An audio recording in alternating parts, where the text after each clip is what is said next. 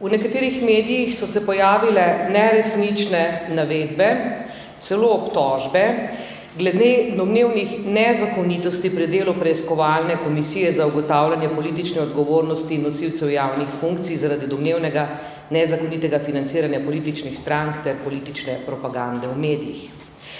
Zato vam danes v zvezi s tem kot predsednica komisije zatrjujem, da komisija dela zakonito, v skladu s poslovnikom in aktom o ustanovitvi. Tako je tudi v konkretnem primeru dokumentacije FURS-a. Ta je komisiji v času, ko je vodila prejšnja predsednica, na podlagi sklepa poslal točno to, kar je komisija zahtevala, torej specifično določeno dokumentacijo. Nobene druge.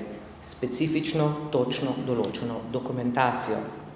Samo to, kar je bilo zahtevano v skladu s sklepom o izvedbi pripravljalnih preiskovalnih dejanj.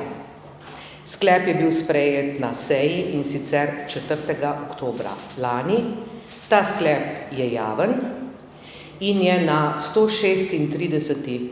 strani javnega vmesnega poročila. Ves ta cirkus, ki je zanimivo in moram sicer reči tudi pričakovano, izbruhnil prav ob začetku drugega dela preiskave, ko smo izvedli prva zaslišanja.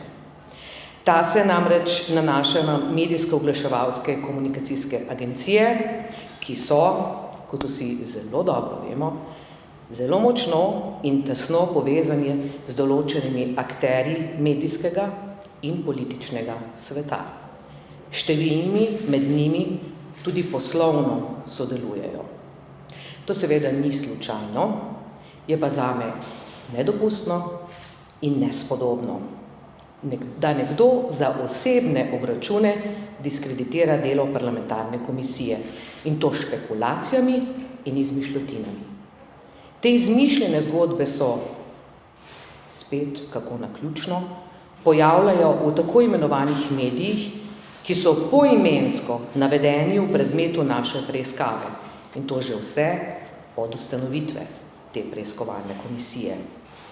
Preiskovalna komisija je v zvezi z njihovim delovanjem že ugotovila sume nepravilnosti in jih tudi naznanila pristojnim organom.